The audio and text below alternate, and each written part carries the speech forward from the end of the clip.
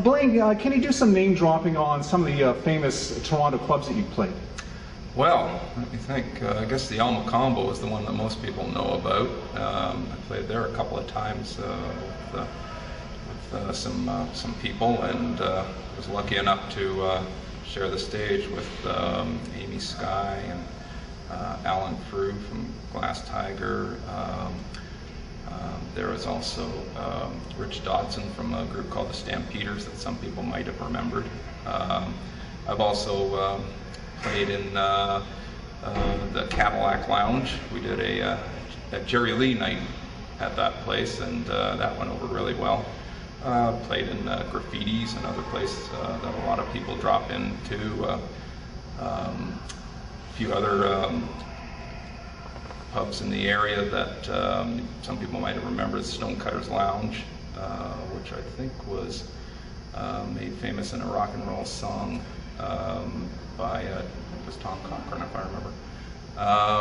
I've also played with Ralph Cole, Lighthouse. We've jammed a few times. Shared a few licks with one of the judges of Canadian Idol, Zach Werner, who was an interesting guy. I knew him before he was doing that show. Is that just a shtick, or is he that much of a prick? Well, I hate him. he's an interesting guy. He's a very nice man.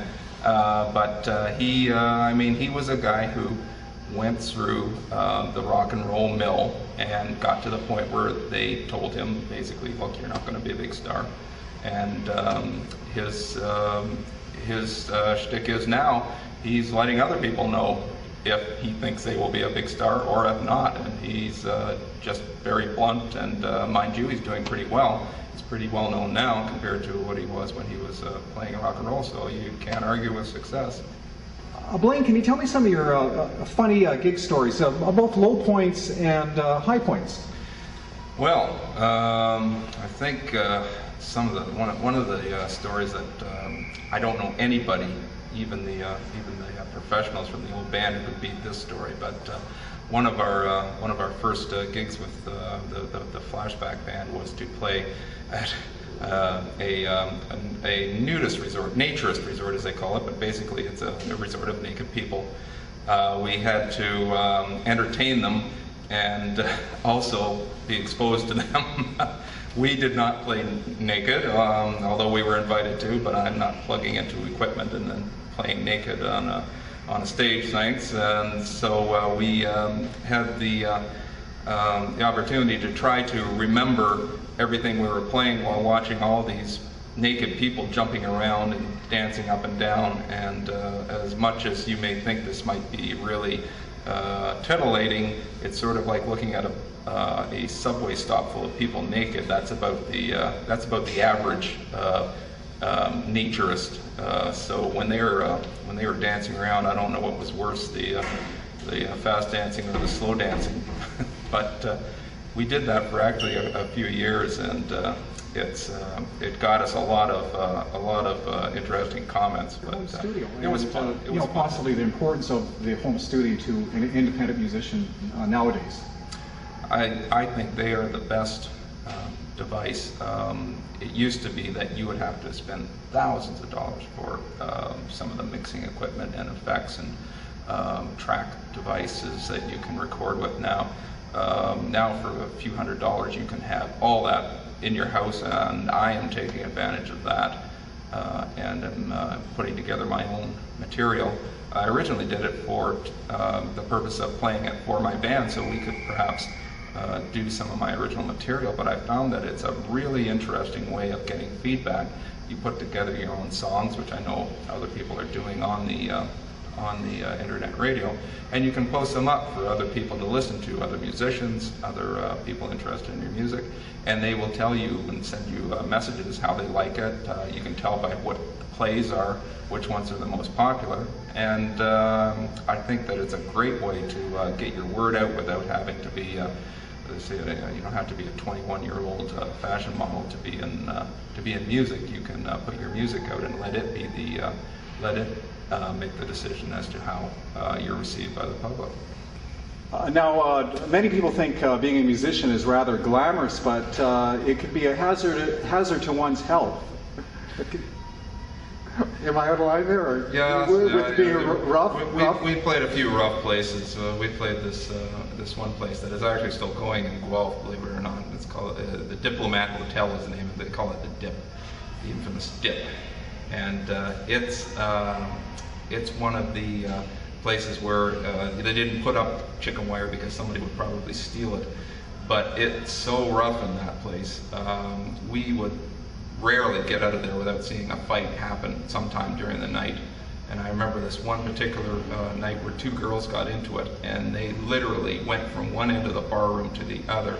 I had a tower speaker. In those days we were using tower speakers. I had a tower speaker in front of me, and I was hanging on to it to keep it from being tipped over, but also so that in case they threw a chair and I had something to protect myself. They went all the way through the bar room, onto the pool table, and right out the back door. It was the wildest thing I ever saw, but it always happened in those places. Something would happen during the night, and if you were playing, you just kept playing, and if you weren't playing, you just waited till it was over and let the bar people take care of it.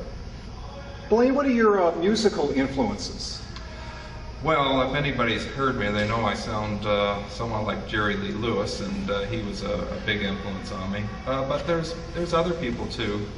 Jane Vasey, who played with the Downchild Blues Band, she passed away back in the 80s. I met her in the late 70s and got a chance to talk to her about playing. And if anybody knows the history of that band, they were the influence of the Dan Aykroyd and John Belushi for the Blues Brothers. Tell me about your experience meeting Robert Gordon. Robert Gordon, he was at the Cadillac Lounge playing, and I went to see him, and he did a good show.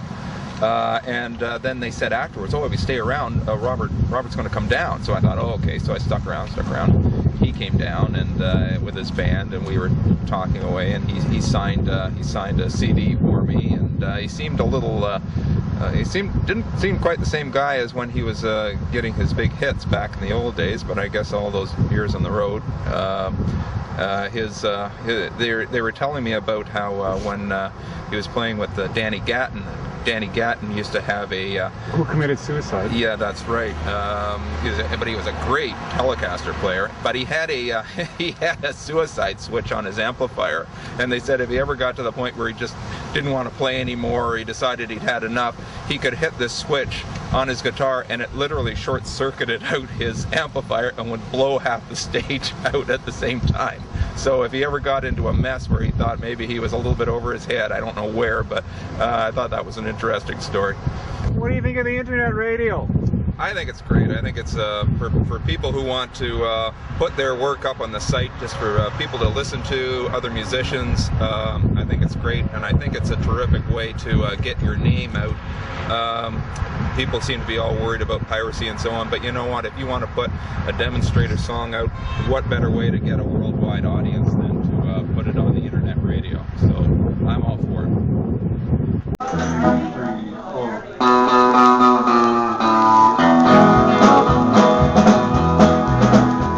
Well, now you look quite a sight, you checkerboard shirt and your boots so bright. You better turn them around before you enter this barroom, friend.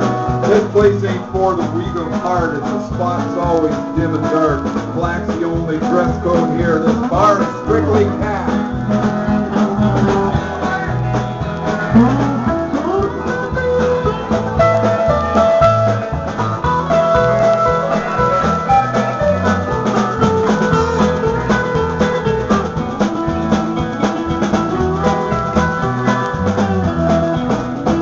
Your band there has a lot to learn about playing to people who've had their turn, touching bottom once or twice. No, they've done wrong. So take your silly country pop and folks whose drinks have umbrellas on top. You won't get the reception here you want. This bar is strictly cash.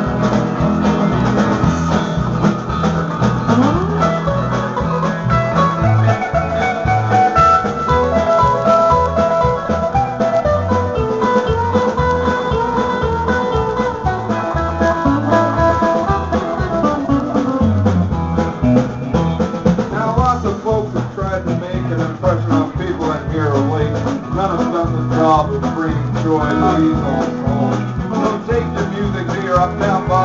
got a jukebox full of ours. It tells the story of who we are, and this bar is strictly past. It tells the story of who we are, this bar is strictly